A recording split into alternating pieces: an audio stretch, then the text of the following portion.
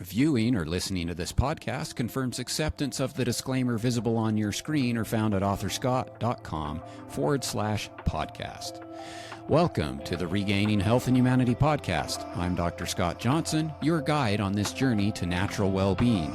Here we explore evidence-based insights, revolutionary breakthroughs, and powerful health strategies that not only inform, but inspire change. Together, we'll uncover the mysteries of human existence and unlock the secrets to thriving. This podcast is more than just knowledge. It's your catalyst for unleashing extraordinary potential.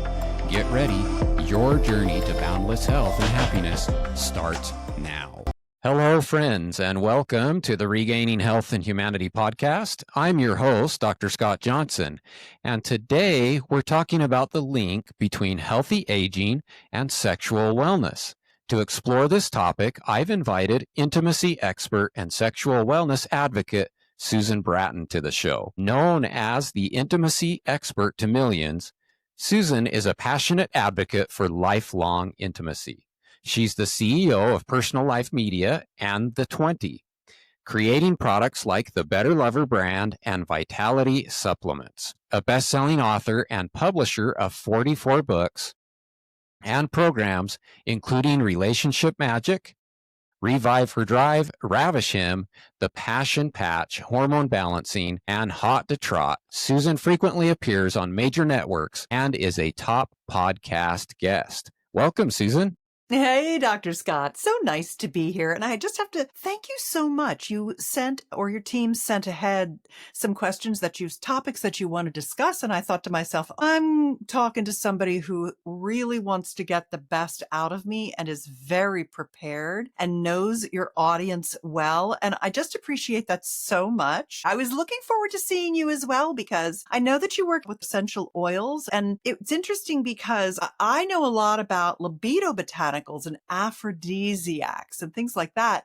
And I've also, interestingly, been studying terpenes and the derivatives of hemp or the cannabis plant. And I'm finding that many of those terpenes are also essential oil-like. Yeah, terpenes are some of the key constituents that are found in essential oils and drive a lot of their bioactivity. So that's why we do have at least one question that will get into kind of aromas and how they influence sexual wellness.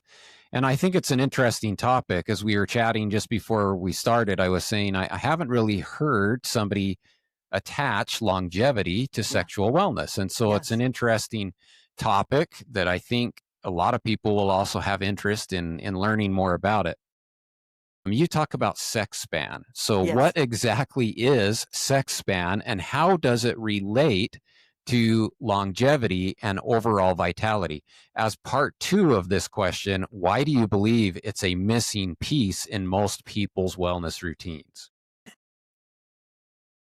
What I think is interesting is that recently I've come up with this reframe on how we think about longevity. And I call it the fourth factor.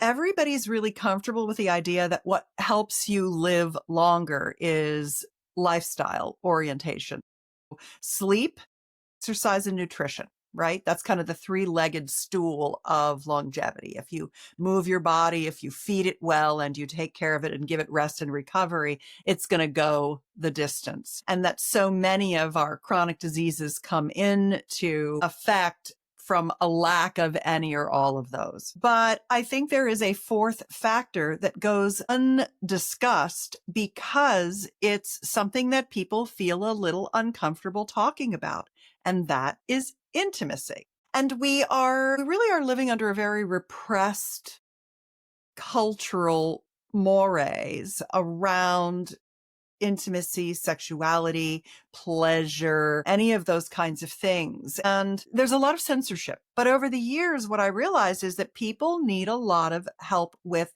sexuality and understanding their anatomy and dealing with problems like painful sex, erectile dysfunction, anorgasmia, loss of sensation, loss of desire, all of those kinds of things. And so I'm a sciencey girl, and I just started delving much more into that because the people who love and ask me for help would often ask me those questions. And so I've been doing this for decades. And I also hang out with a lot of doctors. I like medical and science professionals. I find them to be incredibly intelligent and caring. And so I naturally kind of oriented myself in that world. When I wanted to get my message out about how sexuality, lovemaking are learned skills. You can make a baby without much knowledge. The slots and the tabs kind of work together and it makes sense.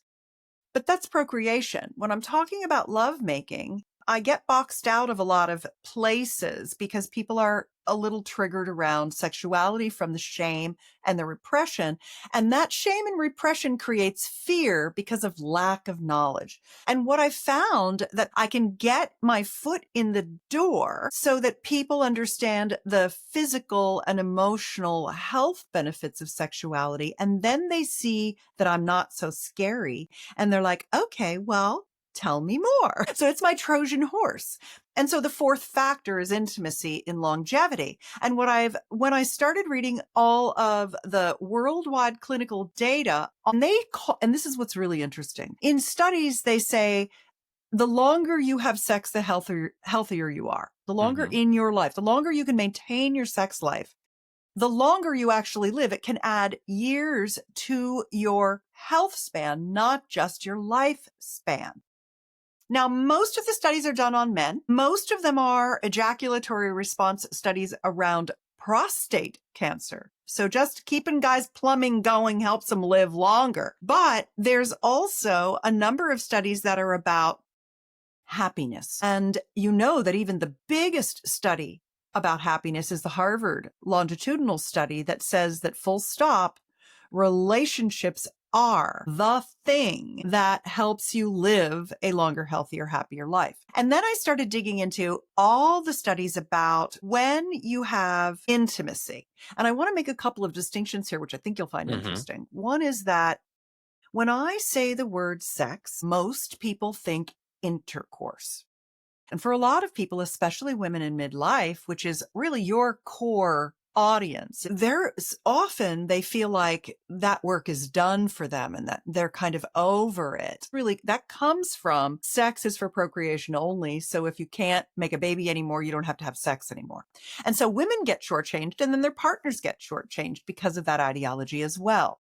So when I say having sex for a long time, extending that sex span, pushing the time that you're making love out as long as you can, keeping it going, using regenerative therapies, sexual biohacking, keeping yourself in good shape so that you can have intimate pleasure. I like to also caveat that penetrative intercourse is lovely.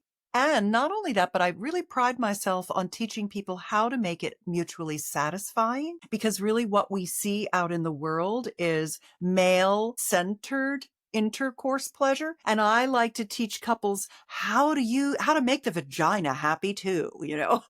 And there's a lot of techniques that you can use that suddenly women who think, oh, I can't have an orgasm from intercourse, all of a sudden when they realize, oh, that's a mindset. Anyone can, you just need to learn how. I could. Okay, how do I do it? Well, our operating systems are all the same. We work on a big bell curve and there's a big group in the middle. And pretty much if you do kind of this recipe, you'll elicit this response, which is you can have orgasms from intercourse. But I think if I could reword the terminology, what I would say is that lifetime orgasmic pleasure is actually one of the big drivers of extending your sex span and getting those extra happy, healthy years. Because I love lovemaking, but there are many, many ways to have pleasure. I mean, I could literally do a whole episode on how to have pleasure, even if you have intractable erectile dysfunction, how you could still have a hot, sexy life. So It doesn't necessarily require intercourse, but I want you to learn how to have really good intercourse too. Because what I ultimately want you to do is I want you to learn how to activate all the tissue in your genital structures and in the erogenous zones of your body so that your brain, your biggest sex organ, can process that sensation as not pain, not shame, not numbness, but pleasure. And that you can begin to have many kinds of orgasms. The human body can have over 20 kinds. So how can you take this kind of open-minded approach to expanding your orgasmic potential? Because it gives you a cascade of neurotransmitters. It releases incredible hormones, one of which is oxytocin, which is really, you could kind of think about it as the antidote to the stress hormone of cortisol. It releases things, improves your immune system. It releases natural killer cells, NK cells. Now, many people are aware of the work of stem cells and exosomes these days for regenerative medicine. But there's another whole wave coming behind that around NK cells, which are essentially these cells our body uses that are like little Pac-Men that gang up on senescent or broken cells in our body and eat them up and dispose of them so we can make new cells with good functioning mitochondria, which give us the power, the ATP, the energy that we want to have this great healthy life. Mm-hmm. And when you think about that, here we are doing intermittent fasting or fasting mimicking diets or, taking Fisetin or other senolytics for autophagy production. Great. But you could also have orgasms for that. And that's a very fun thing to do too. So that is really the thing. And then the last piece of that kind of why do you live longer? How does extending your intimacy and your sex span increase your health span? The other thing that it does, and this is literally our lifeblood, is that good orgasmic pleasure creates vascular events that push the edges of our vascular system, all those little capillaries that need to stay out at the edges for us to have beautiful skin and energy and muscle and erectile function. And women have as much erectile tissue in our vulvo-vaginal system as men have in their penis. We get ED too. If your husband has ED, girl, you've got ED. You're eating the same stuff. You're doing about the same things, unless you're a super workout person and they're a couch sloth or something, The other piece is like, if you're not enjoying it, you don't really have the motivation to do it. You're like, well, I should exercise too, but I don't do that either. Yeah, that's kind of a good segue. You were talking about hormones, and many people associate testosterone, estrogen, oxytocin with youth. Why are these hormones just as vital, if not more so, for aging gracefully and staying healthy? Well, estrogen, as an example, is made in our ovaries and in our genital systems. And what's interesting about that is that it's really a master hormone for us, both men and women. Men who are depressing their estrogen because they want to prop up their testosterone, they're taking a bunch of DIM or other pharmaceuticals to do that. What they're really doing is they're shortening their life. The longer you're producing good estrogen, the better off you are cognitively, skin, organ, everything is better structured. And really, if you think about it, progesterone and estrogen are sidekicks. They need each other. They're like two sides of the same coin of youthful vigor. And then, of course, testosterone, yes, it definitely helps libido, and it's wonderful for building muscle, which of course now we know is what helps us with significant immune function and is part of our endocrine system. And what I think is so great about testosterone is that it's keeping that muscle as you age instead of sarcopenia wasting away. You don't want to get smaller. You want to get bigger and stronger as you age. And even if I say all those things about testosterone, my favorite thing about testosterone, and it would be the last hormone I'd give up if I had to give up bioidentical hormone replacement, is that it makes me feel confident. I'm motivated, and I have a level of personal resource that if I were not supplementing with testosterone, I would not have. when you look at a man who has low testosterone, he looks like a little old lady and he starts to act like a little old lady, like a scaredy little old grandma. Well, who wants to be that? Women don't want to be that either. We want to be bomb proof. We want to be strong. We want to be solid. We want to be decisive and confident and goal oriented and things like that. Most of us. I mean, I'm sure there are some women who are like, I don't really care about that. I'm happy. I'm just like super good the way I am. And I respect that. I'm not here pushing bioidentical hormone replacement. I don't make any money off it. I'm not selling it. I'm just sharing my experience of what the benefits of this are for me. And I'll finish with oxytocin. Mm-hmm. Oxytocin is also a master regulating hormone. But what is interesting about it is that most of us have very little oxytocin production capacity. And the reason that we don't is that all of us at one time or another in our lifetime, and many of us many times in our lifetime, have been given antibiotics to kill off bacteria. And we've had to take those antibiotics, and it has destroyed the very delicate bacteria that's in our gut that is required to produce oxytocin. And we know oxytocin as the bonding hormone of infant and mother, but it's also the bonding hormone of us to lover, but it's also the bonding hormone of us to friends, family, community, and country. It is also the hormone of awe and appreciation. And so when you think about the crown jewels of a life well lived, you think about friends, family, good food, art, music, your faith, these nature. And when you are low on oxytocin, you're flat. I think that if people, and you can reestablish the colonies of this bacteria in your gut very easily. If people started reestablishing their gut, establishing this bacteria in your gut, and then holding each other and being held and getting more touch together, then we would get rid of a lot of antidepressants and anxiolytics, anti-anxiety medicines, and the things that we're doing to cope for the fact that we've basically eviscerated our lactobacillus reuteri, which is the specific bacteria that produces the oxytocin with the pituitary gland and the hypothalamus. And so I make yogurt at home with this bacteria. Mm-hmm. And I culture it, and I use half and half. I use the fat because I like that pentadecanoic acid. They call it fatty 15. People that eat low fat are terribly low in that. And it's kind of in that fatty acid part of our need state as humans. We need that fatty acid.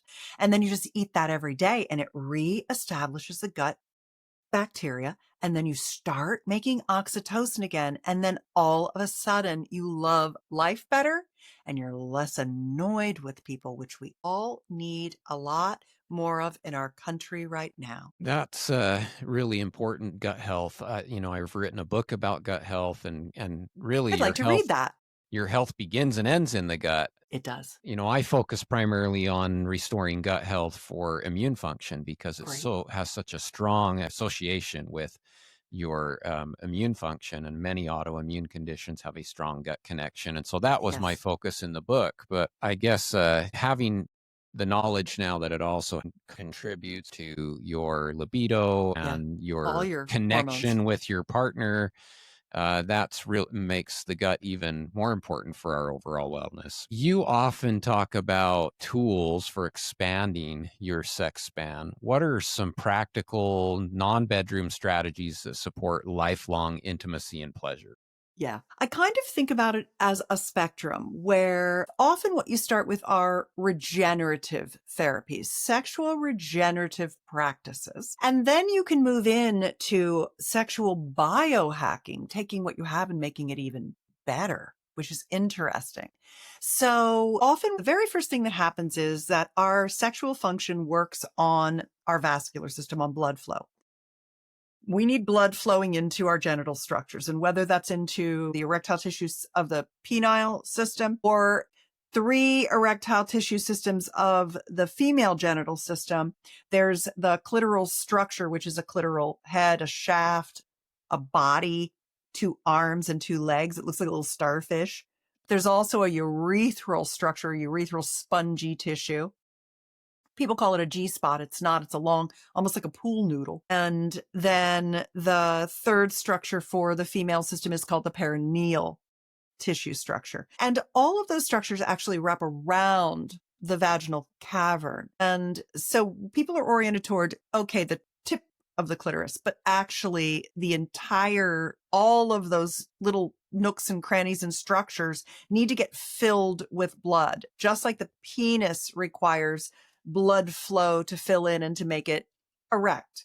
And when the tissue is filled with blood, and for the penis, it takes about 2 minutes. For the female genital structures, it takes about 20 minutes because it's in all these little parts. So slowing down your lovemaking, not thinking that intimacy is just intercourse, not rushing to intercourse, expanding your palette of what we would call foreplay. But I don't even like that term. I feel like that's outmoded. That's still in the old mindset of sex is intercourse, not sex is kissing and full body touch and yoni massages and all the different things that people enjoy. So when the tissue begins to retract and atrophy, as you begin to have atherosclerosis from lack of exercise and lack of getting pink in the face and doing kind of interval training types of things, pushing the edges of the vascular system, what happens is the capillaries retract. And then the nerves retract because they don't have a blood supply anymore. So they're not coming to the edges anymore. And at the same time, you're getting cholesterols in the vascular system, and those are calcifying. And the endothelial smooth muscle lining of our vascular system begins to get stiff and it can't squeeze. We don't have enough blood for everything to be everywhere all the time in our body. So it goes to our head when we're working, thinking, and it goes to our heart and our glutes when we're working out. And then it goes to our pelvic bowl when we become aroused. And as it gets harder and harder for our system to get the blood down there, all of this retraction happens and that creates atrophy.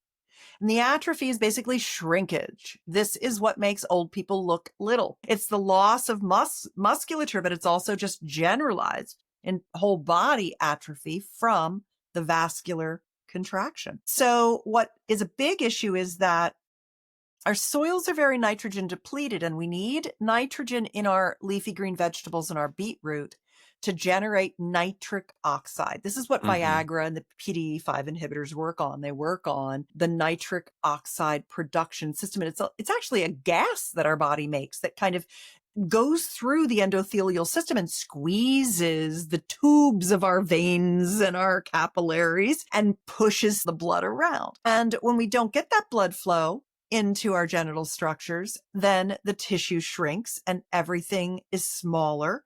And then there are less signals of pleasure going to our brain, so it doesn't feel as good. Gentlemen often have sensation loss. They can't quite achieve climax. Women feel the same way. Oh, my orgasmic response has diminished. And what can I do about that? And so nitric oxide supplementation, if you're 50 or over, you have half the nitric oxide production you used to when you were in your 20s, exacerbated by our nitrogen depleted soils, exacerbated by our antibacterial mouthwash, exacerbated by taking proton pump inhibitors and acid blockers, the Tums. And so we've ruined the nitric oxide production system. So number one thing to do is start taking a nitric oxide booster. That's what gets the blood flowing, so you can get the blood in there, so you can plump it up when you get aroused, so you can feel the pleasure, because your brain's like, oh, now that I can feel, right? Now it's all shrunk. I can't feel anything. If you think about a man, would he want to make love with a flaccid penis? It wouldn't feel as good as if he had an erection. It's the same with our female bodies. So that's first thing. Second thing is, and I really recommend this for men, it's like, you guys are lucky. It's the easiest fix in the world. It is a vacuum erection device. This is essentially a little tube that your penis goes in. And ladies, if your husband is pushing a wet noodle, buy him a vacuum erection device and encourage him to use it a couple of times a week because it's self-care down there. You want him to have a good erection, and this is a really good way for him to maintain the blood carrying capacity of his penis. And the one that I like is an electric pump. It's at pumpswork.com. And I've written a book that's at pumpingguide.com. It has how you pump, when you pump, the different techniques, etc. You're getting a re-established blood supply into the penis. Now the capillaries are growing again. Now the tissue can repair. Now the nerves can follow. Now he's holding a nice, firm, hard erection when he gets aroused. But if he pumps for about 90 days, following the instructions, because guys will do this, they'll be like, I can just do it harder and get more results, or I can do it every day instead of every other day and it'll work twice as fast. No, it's just like working out. When you work out a muscle, you have to give it recovery time to rebuild the tissue. So when you follow the instructions and you're 90 days out and you're like, I'm not getting any better, the next step up from there is to go get GainsWave treatments. There are practitioners all over the country, and we are unbelievably lucky to have GainsWave in America.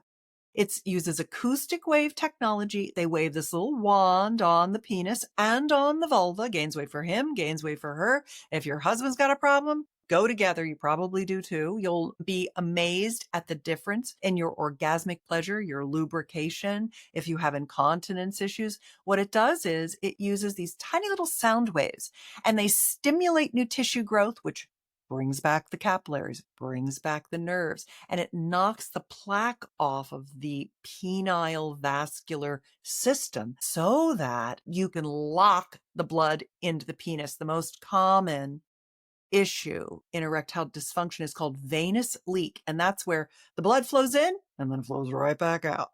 And GainsWave can reverse that. It's usually 6 treatments. And then if you use promo code BETTER, they'll give you a 7th one because you heard it on a podcast. For women, sometimes the best thing to do is to use this vagina device.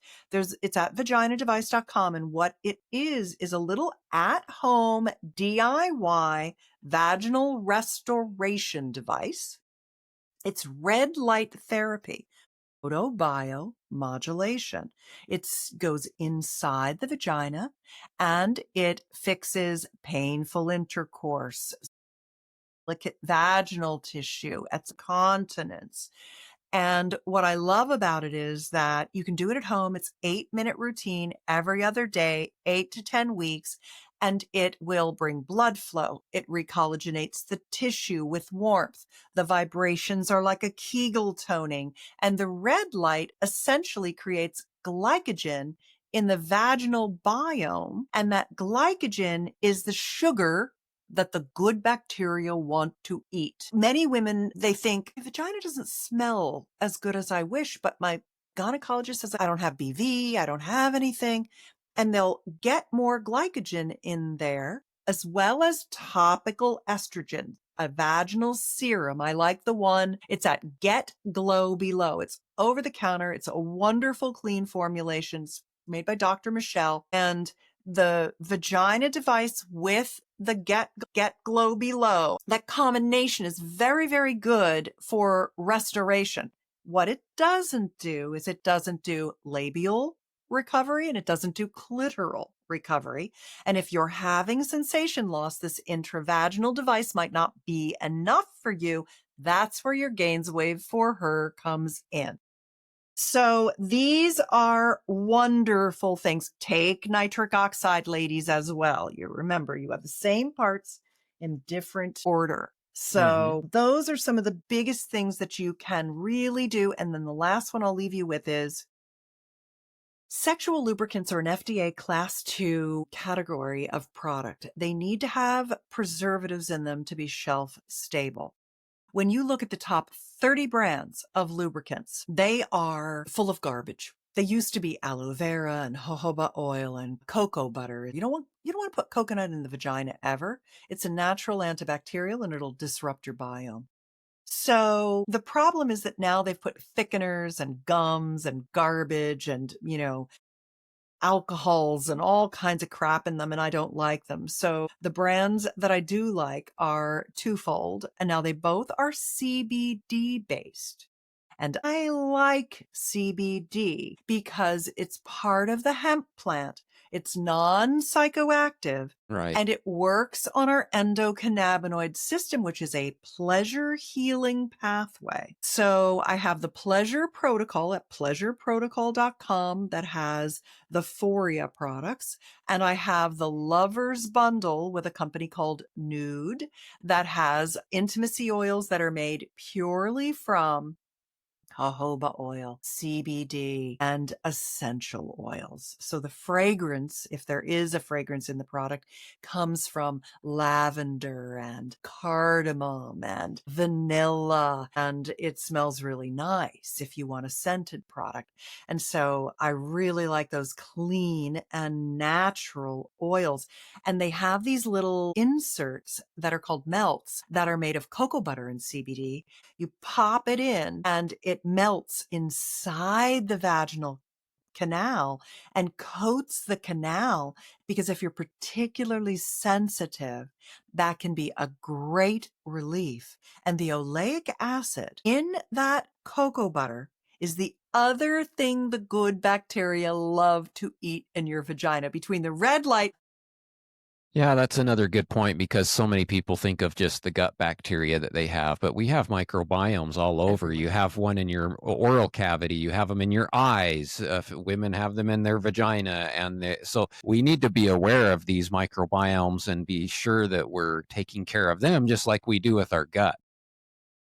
I want to shift to the focus just a little bit because Sure. many of my books involve aromatherapy, essential oils. Yes. You've mentioned those. I'm interested in what you have to say about scent and chemistry, particularly how they can be powerful drivers of attraction.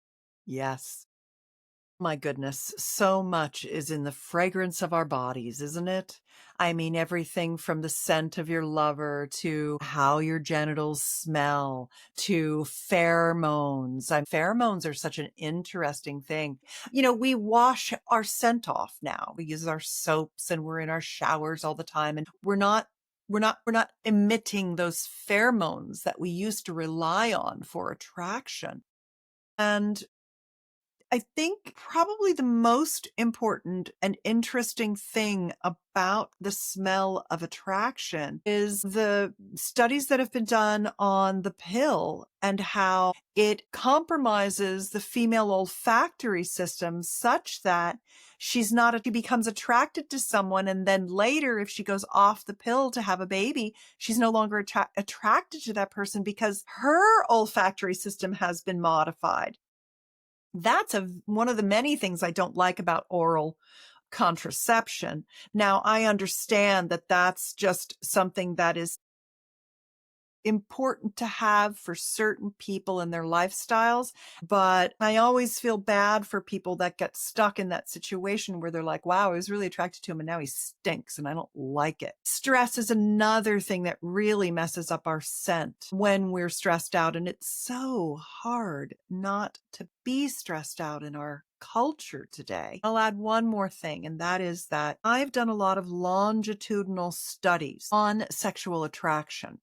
Wow. So the last thing that I wanted to say is that in this survey that I did, I asked women to name the top 3 things they found most attractive in men and for a sexual partner. Want to know what number 1 was? Cleanliness. Cleanliness. They don't want them to be stinky. They want their nails trimmed, their ear hair, their nose hair, good beards and mustaches, cleanliness, clothing that fits well, no matter what the size of you is. That's their number 1. And their number 2 is emotional presence, being heart connected and being present. Because men often, they are driven to do a good job And so they get in their head and they kind of get strategizing and they're like trying to do her rather than be with her. And they get performance anxiety and then they get disconnected from their bodies, or they forget to connect their heart to their penis. They think it's just a tool that they're supposed to be using rather than filling her with love. Orgasm is often viewed purely through the lens of pleasure, but you suggest it has deeper benefits. How does it support things like neuroplasticity and reduce stress as we age? Yeah. Well, those orgasms are a real rebooting of your entire system. The blood flow that comes into the brain, the oxytocin that allows you to lower your cortisol, the nervous system resetting that you experience from the deep relaxation of the release of orgasmic pleasure, those contractions and all of that kind of thing. Those are what really make you feel good. As a matter of fact, one of the things that I really love are what I would call objects of desire. I might call them pleasure tools.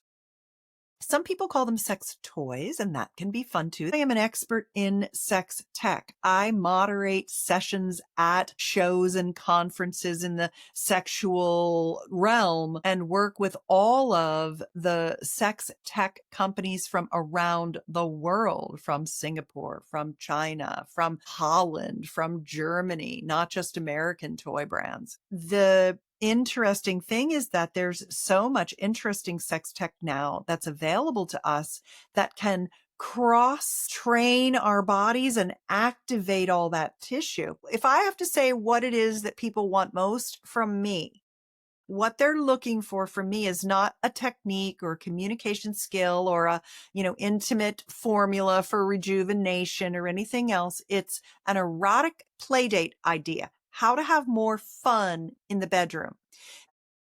Good sex is a combination of two things. It's a combination of safety and trust, so you can surrender, let your guard down, let your amygdala calmed down a little bit because you're worried about everything that's going on, so you can relax and surrender. But also, if you're doing the same old thing all the time, it's boring and you don't want to do that anymore. So you need novelty and variety.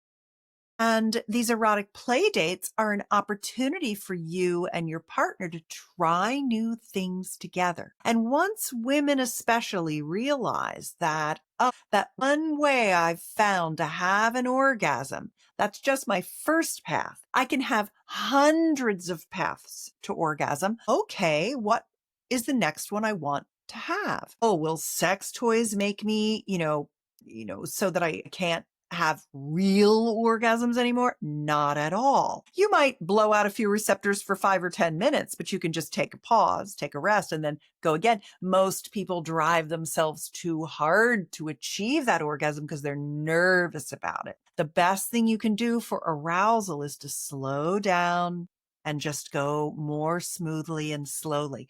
The clitoris, you could stroke the clitoris so lightly that it would be almost like, how when you get an eyelash on your eyeball and you're really gently kind of just touch your eyeball to get the eyelash out of your eyeball, your clitoris can respond to touch that lightly on that clitoral shaft and hood. And that will actually put you into a level of orgasmic pleasure, an ecstatic connection to yourself, your lover, to all that is through the lightest of touch. So when people learn to slow down, to calm down, to wait for arousal, rather than feeling like there's this linear thing they're driving toward, to learn how to have playtime, to try new toys, to activate new tissue. Whether you're using a yoni massage vulva vibrator, or you're using an internal G-spot wand, or you're using an air stimulator, or whatever it might be, all of these things are activating different areas of the tissue, bringing blood flow in, which is plumping things up so you can send more signals to the brain and have more kinds of pleasure. For the last few minutes, in some of your works, you mentioned libido, desire, and arousal matrix. Yeah. Can you explain how understanding this framework can help individuals and couples reignite or redefine their approach to intimacy? Yes. So the very first thing is that libido is kind of like your body health. If you're if you when women say my libido is shot, I don't have any libido. I say, "Okay, well, where's that coming from? Is that a loss of testosterone, a need for more estrogen because of painful sex? How's your sleep? How's your nutrition? How's your blood flow? How's your nitric oxide? Are there other health issues you're dealing with? How's your mitochondrial energy?" If you have robust energy, lots of muscle, your brain is working great, but it hurts to have sex, it's easy to identify what that is. If you've had a chronic illness and you have no sex drive, of course you don't. You don't feel well enough to do anything. How could you feel well enough to have sex? You have to address those issues. So that's part of it. But desire is really the emotional body. How do you feel about your partner? Are they meeting you in the other aspects of your relationship? Are there hidden resentments? And how do you feel about yourself? Are you saying, "Oh, I'm such a fat pig. I'm so ugly"? What's your self talk like? Are you reverential? Do you honor yourself? Do you have core issues with worth? Do you have wounding? Do you have trauma? Have you had sexual abuse? Have you been raised in a repressed sexual culture? All of these things are going to dampen your desire. So is it your body? Is it emotional, mind? Or is it the fact that you've been rushed to sex every single time you've had it because sex is for procreation only, or only thing that matters is intercourse, and you're just supposed to be ready? Your husband's ready. What's wrong with you? How come your libido is so screwed up? No, mama, there's nothing wrong with you. We have only ever seen the visual manifestations of male oriented sex, which is ready in 2 minutes. He has nighttime erections. He wakes up with an erection. He's ready to go. He's horny all the time, and you're not, but that doesn't mean there's anything wrong with you. Us women work differently. And there are women on each end of the bell curve. There are women who are horny all the time and their husbands aren't. There are women who are never horny. They feel asexual. But for the big bell curve in the middle, it's mostly that we need to honor our natural arousal ladder, which is much slower. We have to get out of our worrywart minds. Estrogen dominance makes us worry. We don't walk in the world safely. We're multitaskers. We're people pleasers. We've been trained to be people pleasers. And so we got to get rid of all these boat anchors that are weighing us down from feeling really sexy and great about ourselves. And sex is a mindfulness practice. We need help from our partners at feeling safe, letting go, coming into our lover space, connecting our hearts, getting the full body touch, the words of adoration and appreciation that we need. We just need those things to be able to surrender to our pleasure. And there's nothing wrong with us at all. Well, thank you, Susan, for being on the podcast. It's been an interesting conversation, and I've appreciated the information you've shared, which I feel like can help many individuals improve their sexual well-being. It is something that I think a lot of people are embarrassed or afraid to explore, and it's good to be able to discuss it from the perspective that we have, and to give people tools and information and resources that will help them to improve their sexual well-being and to hopefully have a improved relationship with their partner in the process. So thanks for being on. All I'd right. like to tell your listeners where to find me, if I may. Okay. Great. So I'm easy to find at betterlover.com. I have a newsletter and I send out 2 emails a week that teach all this kind of stuff. And you're welcome to get on my newsletter. I'd love to have you join us. It's free. And if you ever have any questions for me and you get one of my emails, you can just reply to that. They go to my inbox and I will respond to you. So if there's something I said that you didn't understand, or you have an issue or a problem, I'm happy to support you in that way as well. So thank you again so much for having me and your excellent questions. You bet. Thanks again. Thank you for sharing your time with us today. I hope you've gained insights to elevate your health and life.